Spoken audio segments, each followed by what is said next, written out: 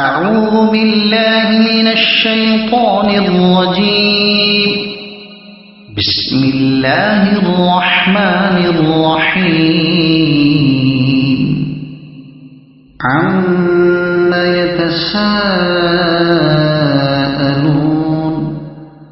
عن النبأ العظيم الذي هم فيه مختلفون.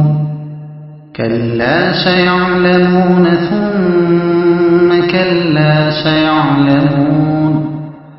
ألم نجعل الأرض مهادا والجبال أوتادا وخلقناكم أزواجا وجعلنا نومكم سباتا وجعلنا الليل لباسا وجعلنا النهار معاشا وبنينا فوقكم سبعا شدادا وجعلنا سراجا وهاجا وأنزلنا من المعصرات ماء ثجاجا لنخرج به حبا ونباتا وجنات ألفافا.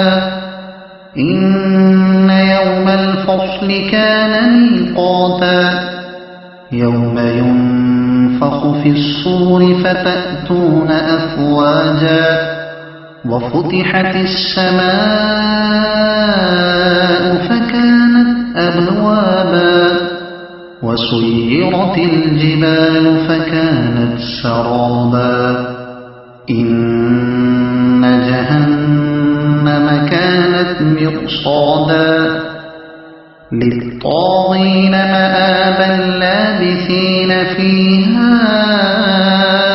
أحقابا. لا يذوقون فيها بردا ولا شرابا إلا حميما وغساقا جزاء وفاقا. إنهم كانوا لا يرجون حسابا وكذبوا بآياتنا كذابا وكل شيء أحصيناه كتابا. فذوقوا فلن نزيدكم إلا عذابا. إن للمتقين مفازا حدائق